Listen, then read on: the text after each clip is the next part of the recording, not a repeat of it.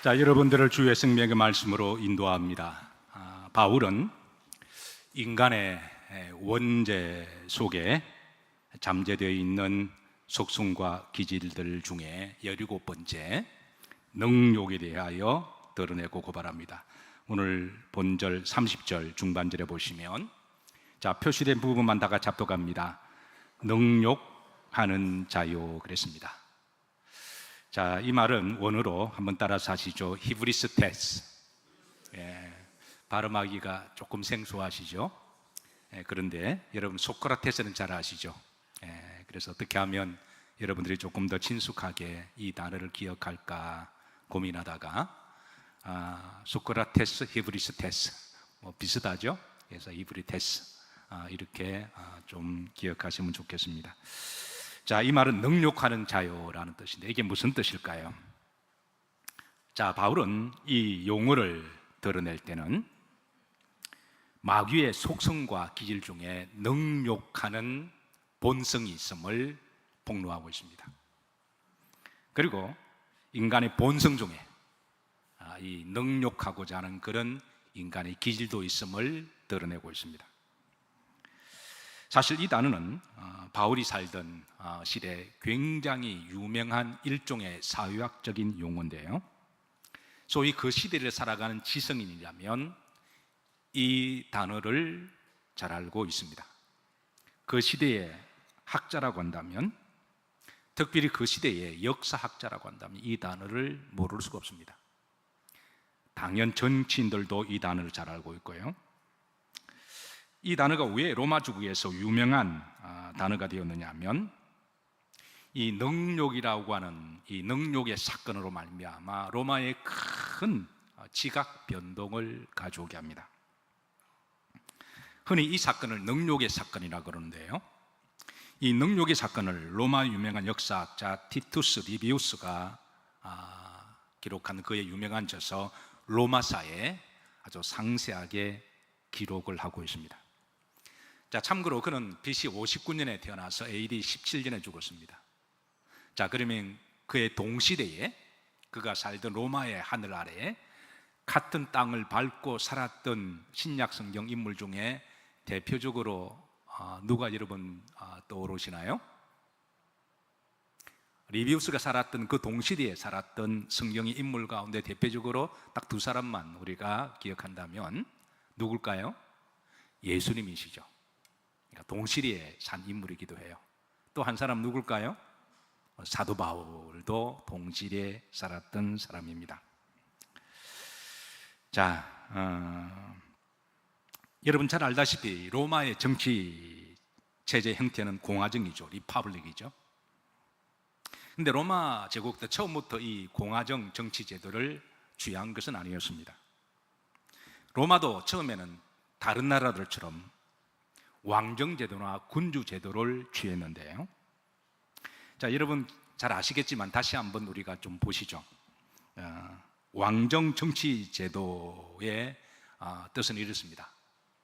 왕 한 사람이 군주가 되고 왕 한 사람이 그 나라의 주인이 되고 모든 권력과 모든 것을 다 이제 본인 것이라고 생각하고, 그러고 나서 이제 모든 통치권을 행사하는 것,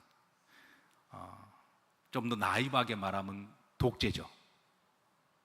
그리고 본인이 한평생 죽을 때까지 그렇게 제재를 하다가 짐이 곧 국가다라고 말하는 거죠. 그리고 본인이 죽으면 그의 아들이나 아들이 없으면 딸이 없으면 이제 팔촌 친척까지라도 그렇게 해서 물려주는 것을 소위 왕족, 그래서 이 군주제라고 이야기합니다. 이에 반해서 공화정 정치 제도는 이렇습니다. 왕 한 사람이 평생도록 독재하는 정치 제도나 체제가 아니라 국민이 선출한 대표가 국민으로부터 권력을 위임을 받아 어느 한시적 기간 동안에 통치하다가 국민들을 잘 섬겨주고, 그리고 그것이 끝나면 다시 선출을 통해서 이제 나라를 섬기는 행태를 우리가 리퍼블릭이라고 이야기하죠. 오늘날 민주주의 정치 제도를 따르는 나라들은 다 근원적으로 역사적으로 로마의 이 공화정 정치 제도를 따르고 있고, 이런 점에 있어서 현대 민주주의 국가는 이 로마의 공화정 제도에 빚을 지고 있습니다.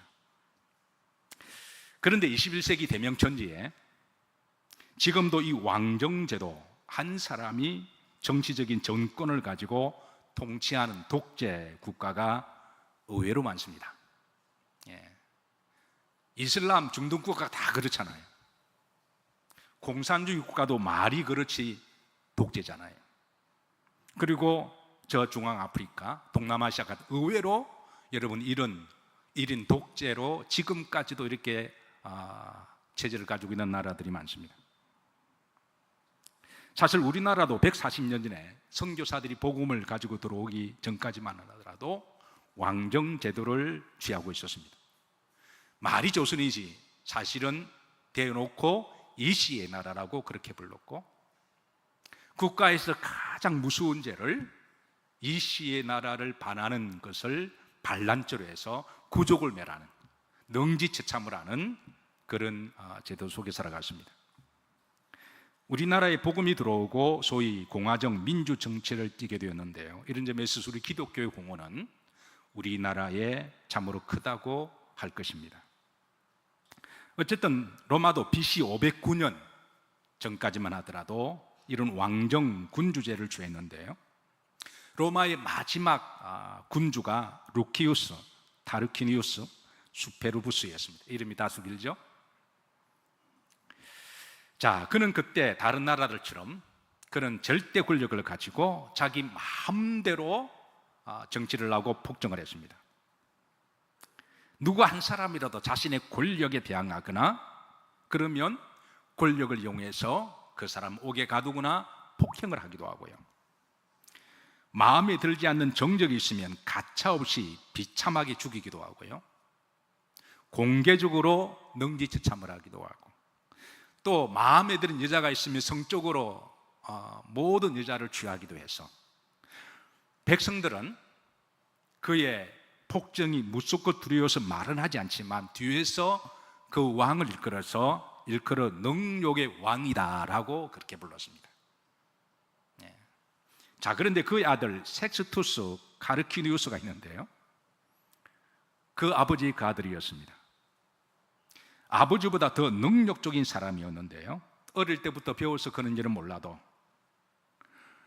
그는 당시 로마 사람들이 그를 일컬어서 제 아비보다 더 능력적인 사람이라고 불렀는데, 문제는 그 아버지가 죽게 되면 그 다음에 군주가 누가 되는 거죠?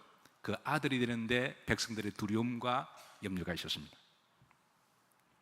자, 그런데 그 시대에 로마의 귀족 여성 중에 루크레티아라고 하는 귀족 부인이 있었는데요, 그녀는 아름다운 미모만큼이나 인품과 순결함으로 백성들에게 존경과 사랑을 받는 귀족 여성이었습니다. 그런데 어느 날 이 귀족 여인이 그 아들에게 성적으로 겁탈을 당하는 사건이 일어납니다. 평소에 품위와 순결을 목숨처럼 여기는 이 부인은 자신이 더럽힘을 당한 것을 숨길 수가 없어서 그의 남편에게 눈물로 이 모든 것을 다 고하게 됩니다. 그리고 자신은 가문과 또 자신의 명예를 더럽혔기 때문에 더 이상 살 수 없다고 하면서 자살을 합니다. 이 사실이 알려지면서 로마 시민들의 분노가 임계치가 넘어서면서 폭발을 하게 돼요. 그래서 여기저기서 폭동이 일어나게 되는데요, 이 비열한 능력적인 왕과 아들은 이것을 어떻게 해결할 수가 없어서 목숨의 위협을 느끼고 그 옆에 있는 에투리아로 도망가게 되는데요, 그곳에서도 그의 능력의 행위가 알려지면서 결국 비참하게 살해를 당합니다. 그런데 문제는 이 사건이 로마의 큰 정치적인 지각 변동을 가져오게 되는데, 바로 왕정 제도가 무너지게 되고 공화정을 취하게 되는 엄청난 지각 변동을 가지고 오는 사건이 됩니다. 그래서 당시에 로마의 지성인이라고 한다면, 로마의 학자라고 한다면, 특별히 역사학가라든가 정치인들이라면, 아까 제가 이 능력의 사람을 뭐라 그랬나요? 히브리스테스, 소크라테스와 비슷한 발음. 이 단어를 모를 리가 없다라는 거예요. 그래서 바울은 누구보다도 이 단어를 끄집어낼 때 이 단어가 가지고 있는 어떤 속성을 잘 알고 이 단어를 드러내면서, 그런데 사실 역사적으로 보면 이런 능력적인 행위를 한 사람이 한둘이 아니었던 거죠. 찾아보면 수없이 우리가 많이 있는데요, 중요한 것은 바울은 왜 사람들이 이런 능력적인 행위를, 특별히 권력을 가지고 있으면, 힘이 있으면, 힘이 약한 사람들에게 어떤 뭔가 이렇게 좀 힘만, 손에 칼만 쥐어주면 이런 행위를 할까? 근원적인 문제를 파악을 합니다.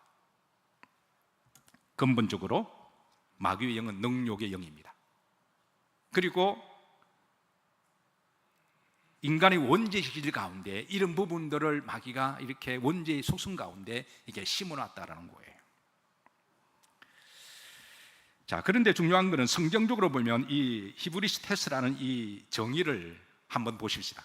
자, 다 같이 한번 읽어보시면서, 자, 이 정의가 무엇을 뜻하고 있는지 한번 합독합니다. 상대방을 인격적으로 모욕을 주고 넘어 깊은 굴욕감과 수치심을 주기 위한 폭행적이고 상대를 죽이는 것을 목적으로 가는, 이게 히브리스테스의 뜻입니다. 그래서 이런 뜻을 담고 있기 때문에 성경은 이 히브리테스를 번역할 때 그 문맥에 맞게 이렇게 번역했는데요, 먼저 첫 번째, 능욕하다. 오늘 바울은 이 말을 능욕하다로 이제 우리나라 말로 번역했습니다. 자, 두 번째, 이 말은 모욕하다라는 말로도 번역이 됩니다. 마태복음 22장 줄에 이 말을 쓰신 것은 주님이 하셨어요.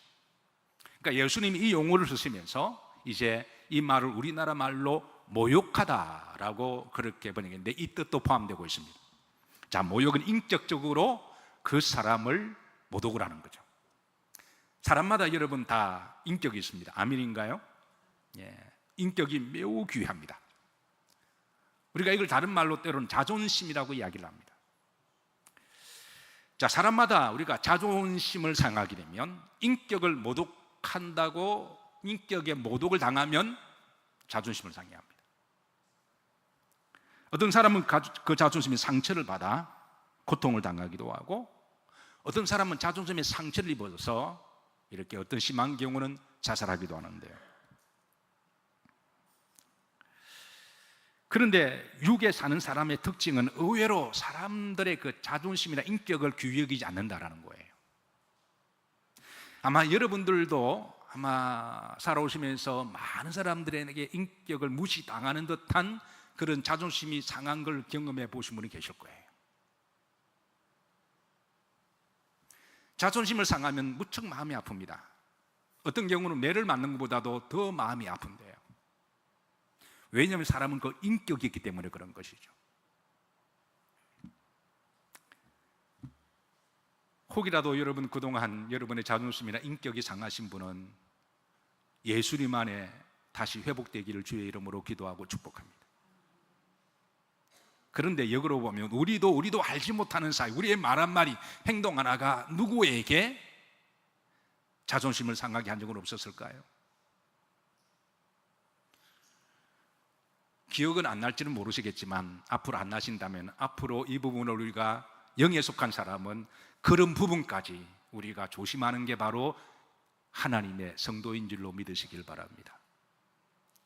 의외로 많은 사람들은 의도적으로 상대방 인격을 무시하고 자존심을 상하게 하는 사람들이 있습니다. 의도적으로 모독을 주는 사람들이 있는데요. 자, 여러분들에게 묻습니다. 우리 모두는 다 인격이 있습니다.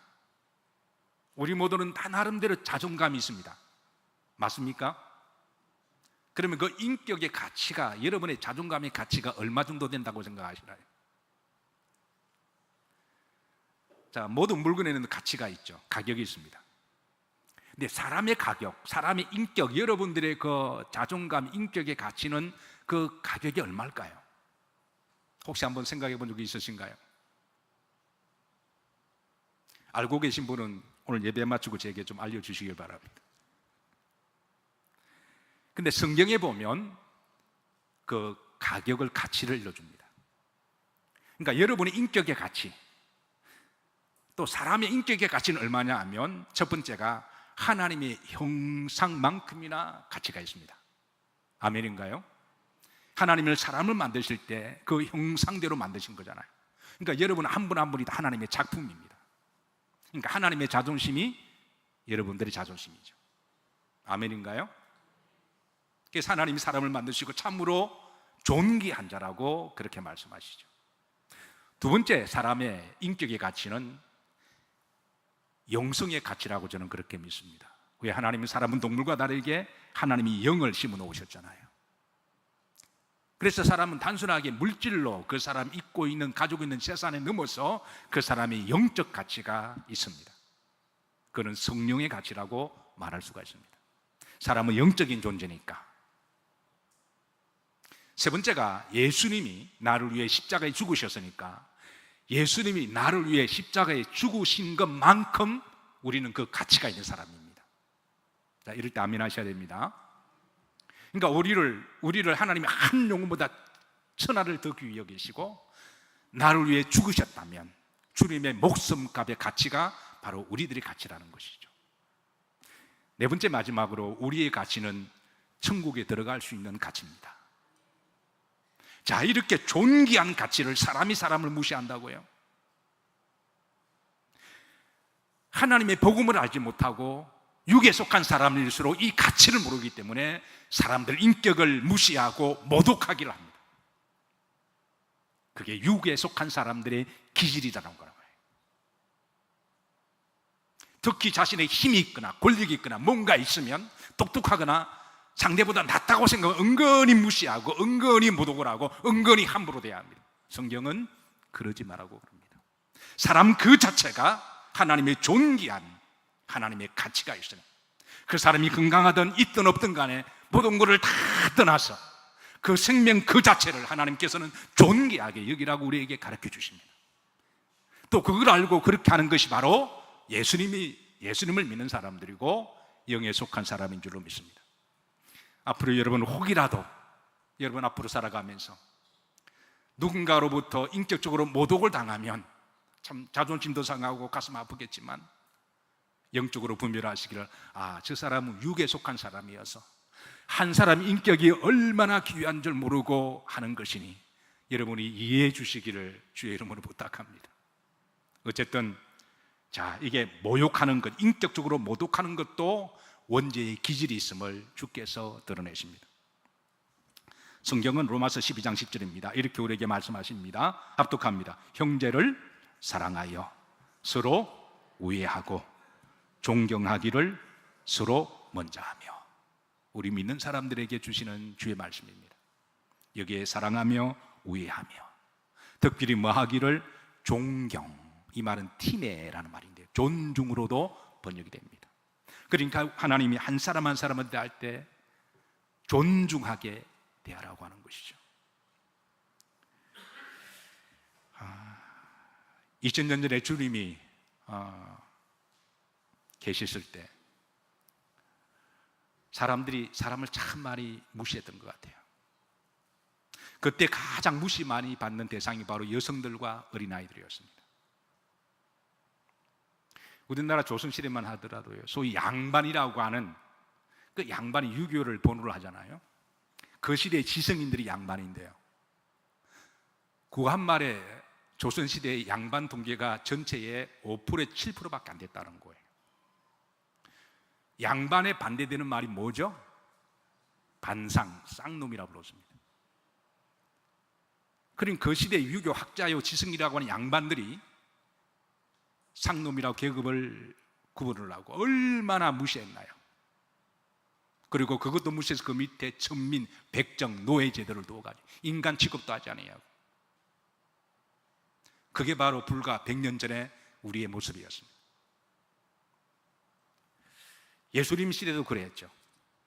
근데 예수님께서는 그렇게 인격적으로 무시당하는 어린아이들을 향하여 어린아이 같지 않고서는 천국에 갈 수 없다라고 하시고 어린아이를 가슴에 품으셨어요. 그 어린아이 인격을 예수님은 존중해 주셨고, 우리 어릴 때만 하더라도 길거리 가서 뭐 하면 애들은 가라 막 그랬잖아요. 네. 여성들을 주님께서는 따뜻하게 품어주시고, 우리가 예수님을 여러분 잘 믿는다라고 하는 것은 다른 말로 인격적으로 성숙했다는 말이 아닐까요? 주님의 인격과 주님의 성품을 닮아가는 게 아닐까요? 오늘 서랍 찬양대에 찬양을 들었지만 특별히 뭔가를 힘있고 뭔가 가졌다고 생각하는 사람들은 자기보다 못한다고 하는 사람들을 우습게 생각하고 함부로 여기는 것. 진정한 겸손은 하나님이 나에게 힘과 능력과 지혜와 건강을 주셨을 때 그걸 가지고 남용하는 것이 아니라 자기보다 못한 사람을 더 겸손하게 대하는 것. 그게 바로 하나님 우리에게 주시는 마음인 줄로 믿습니다. 자, 히브리스테스, 이게 인격적으로 모독하는 것도 원죄의 기질로 들어간다 그랬습니다. 저는 여러분들이 어느 분야에 다 성공하시되 또 여러분 밑에 많은 분들이 계시면 특별히 인격적으로 잘 예우해 주시길 주의 이름으로 부탁합니다. 당연히 그렇게 해야 되고요. 자, 세 번째, 폭행하다라고 번역됩니다. 디모데후서 1장 13절입니다.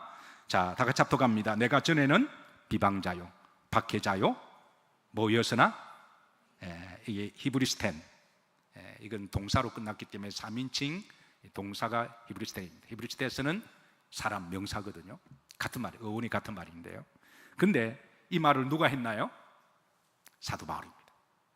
바울도 자신이 사울이었을 때 폭행자였음을 커밍아웃합니다. 자, 그런데 그 다음 보십시다. 여기 이렇게 걸어갑니다. 내가 믿지 아니할 때. 그러니까 자신은 율법을 하나님이 믿는다고 하면서도 사실은 믿음이 뭔지는 몰랐던 거예요. 이게 바울의 사울이었을 때 착각이었죠. 그 다음 보십시다. 뭐 하지 못하고? 알지 못하고.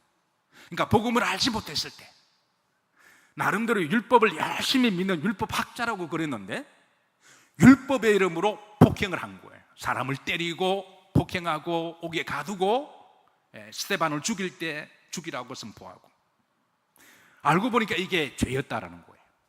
그러면서 알지 못하고 내가 그 마귀짓을 했음을 지금 비열하게 하나님 앞에 회개하고 드러냅니다. 복음을 알고 나니까 그 어떤 명분으로 사람을 때리는 것, 그건 해서도 안 되고 죄라는 걸 알았습니다. 여러분, 우리가 혹이라도 사람을 때리면 맞는 사람이 그러잖아요. 때리지 마, 때리지 마, 왜 때려 그러잖아요. 하나님은 어떤 명분으로든 사람이 사람을 인격적으로 모독하고 깔보고 무시하고 폄하하고 때릴 수 있는 권리를 주시지 않으셨습니다. 그런데 왜 사람에게는 그 마음이 있을까요? 강한 사람 앞에는 약하고 약한 사람한테 강하지 않은 이 기질을 하나님이 주신 것일까요? 그러니 독재를 행하는 나라들의 특징을 보면 폭행이 많습니다. 지금도 저 중동 지역에 얼마나 많은 폭행이 일어난지를 몰라요. 그리고 가장 여기에 노출된 사람이 여성들입니다. 기가 막힌 것은, 아니 저들이 때려 죽여놓고 그걸 아너킬링이라고 그래요. 그게 명예살인이라고. 세상에 그런 말이 어디 있습니까? 지 분노로 지 감정으로 사람을 때려 죽여놓고 그걸 명예살인이라고 그러는데, 놀랍게도 그게 그 나라에서는 그게 통용이 돼요. 우리나라도 한때 민주화의 과정을 거칠 때 참 폭행이 많았던 것 같습니다. 동네 아이들이 서로 눈만 마주치면 싸우고요. 아니 눈이 작아서 쳐다봤는데 왜 째려보냐고 그래가 싸우고. 조폭들의 폭행이 일상화가 되고, 어떤 사람들은 국가의 공권력의 이름으로 폭행을 했습니다. 요즘도 여러분 우리나라 학폭 사례가 끊이지 않는데요, 어느 피해자가 학교 가는 게 너무 두렵고 무서운 거예요. 여러 번 자살을 생각하기도 하고, 그래도 학교를 안 갈 수가 없으니까 하루는 얻어터지면서 가해자 학생이 물었대요. 왜 날 그렇게 미워하고 내 때리냐고. 그러니까 얻어맞더라도 이유를 알고 얻어맞았으면 해서 그렇게 물었더니 그 가해자가 마귀처럼 웃으면서 하는 말이, 그냥 내가 싫어 그러면 때리더라는 거예요. 이유 없어, 그냥 싫어.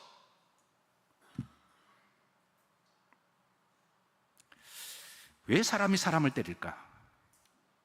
왜 사람이 사람을 함부로 대해야 할까? 독일의 철학자 프리드리히 니체는 당시에 폭행을 하는 사람들이 많았습니다. 그래서 철학적으로 왜 사람들을 폭행할까, 이걸 심리적으로 연구하다가 이런 말을 남겼습니다. 한번 보시죠. 자, 니체의 말입니다. 합독합니다.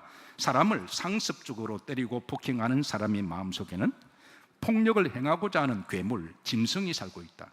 그 마음속에 폭력의 짐승을 그냥 내버려두면 더 큰 무섭고 잔혹한 괴물로 자랄 것이다.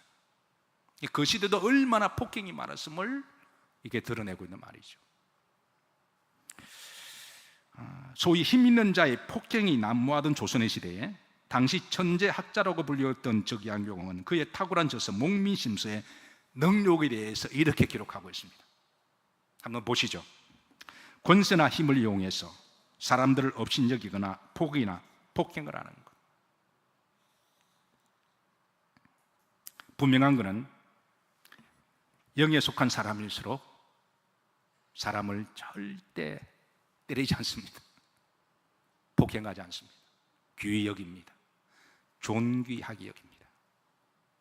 지금까지도 그렇게 살아오셨겠지만 혹이라도 앞으로도, 여러분 앞으로도 혹이라도 우리가 하나님을 믿는 사람으로 사람을 인격적으로 대하고, 그 사람이 심지어 하나님을 안 믿는 사람이라고 할지라도, 그 사람에게 문제가 많은 사람이라고 할지라도 그 사람 인격을 존중해주고, 혹이라도 여러분 그러지 않으셨겠지만 앞으로도 때리지 마시기를 주의 이름으로 축복합니다.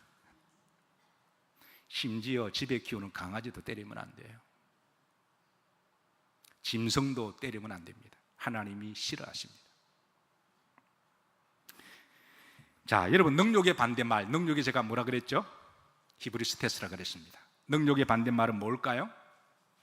우리 권사님 입술 보니까 긍휼이라고 말씀하신 것 같아요.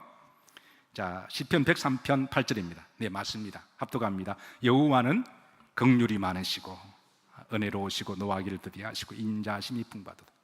그러니까 하나님의 속성을 긍휼이 많으시다. 분명한 것은 마귀의 속성은 능욕하는 영입니다. 그리고 이 영이 어떤 식으로도 미혹이 되면, 바울도 그렇잖아요. 자기가 몰랐을 때 폭행자였다고. 어떤 맹본을 갖다 붙여도 그거는 미혹된 겁니다. 근데 하나님의 속성은 긍휼이 많으십니다. 자, 예레미야 애가이시는 하나님 이렇게 하십니다. 합독합니다. 여호와의 인자와 긍휼이 마하심으로 무궁하심으로. 그러니까 긍휼이 무궁하심으로 하나님은 자신을 드러내십니다. 저는 신앙생활은 어떤 점에 있어서 하나님을 알아가는 과정이라고 생각해요.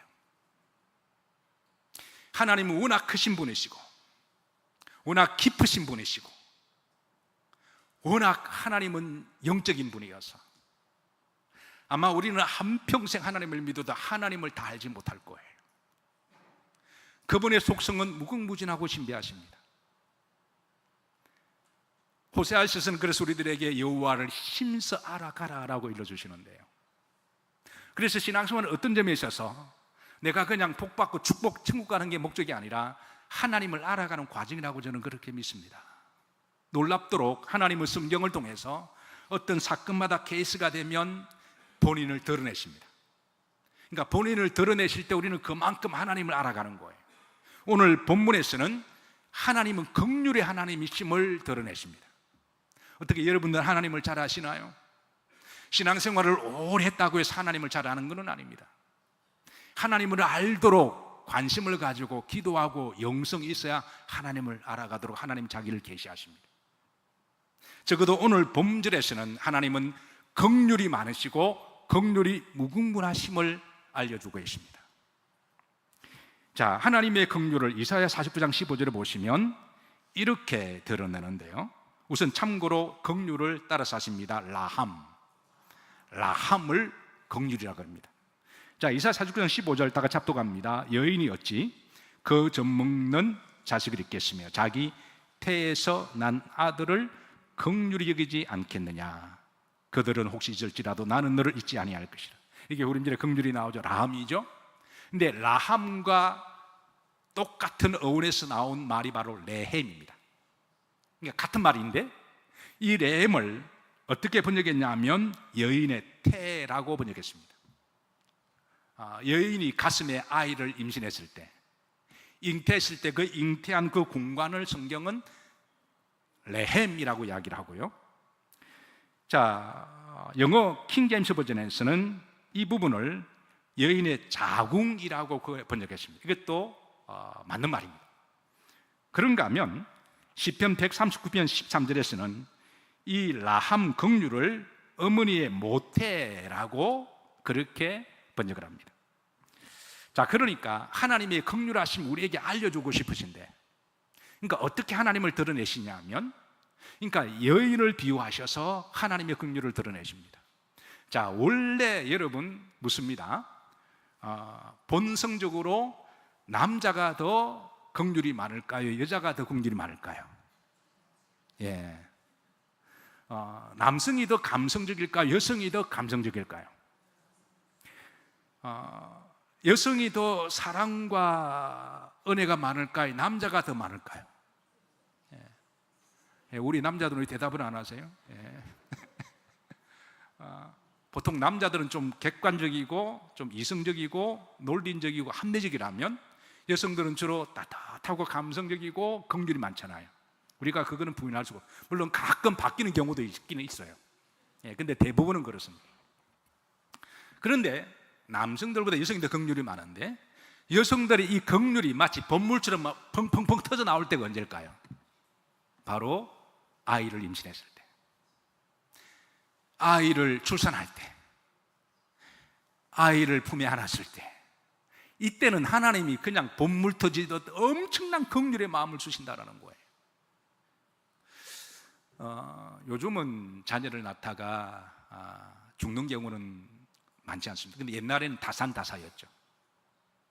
옛날에는 아이를 낳는다고 하는 여성들 같은 경우는 유언을 쓰기도 하고 그러던 시절이었어요. 옛날에는 낳다가 많이 죽으셨어요. 그럴 때 의사가 많은데, 이거는 잘못하면 산모가 죽을 수가 있습니다.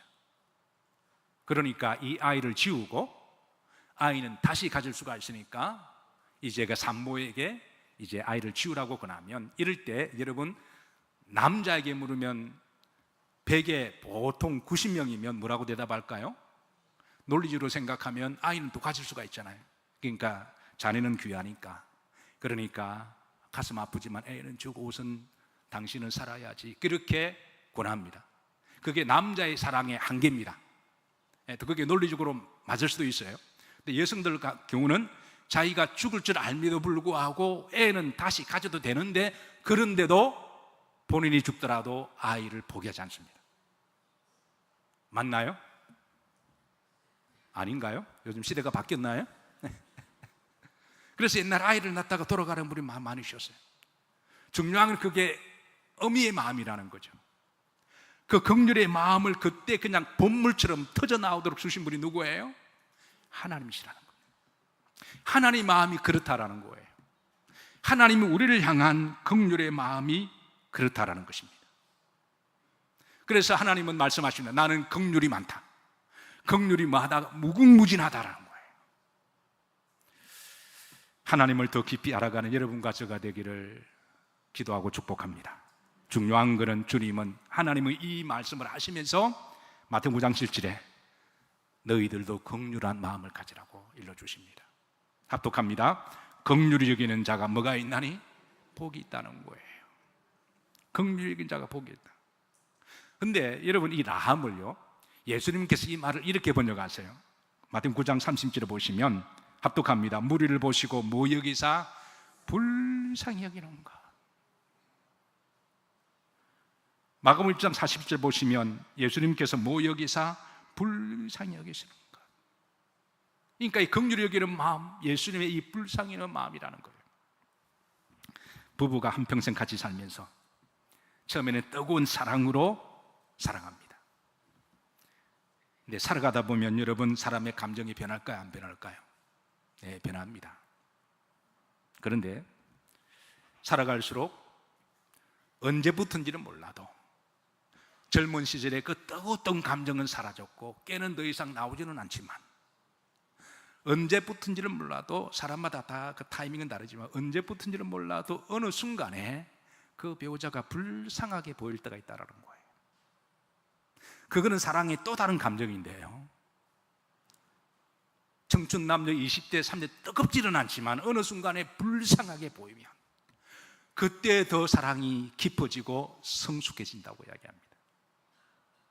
그건 동정의 의미가 아니라 불쌍하게 여겨지면 그때부터 이해가 되어지고 품어지고 용서가 되고 내가 끝까지 이 사람을 내가 책임져야 되겠다.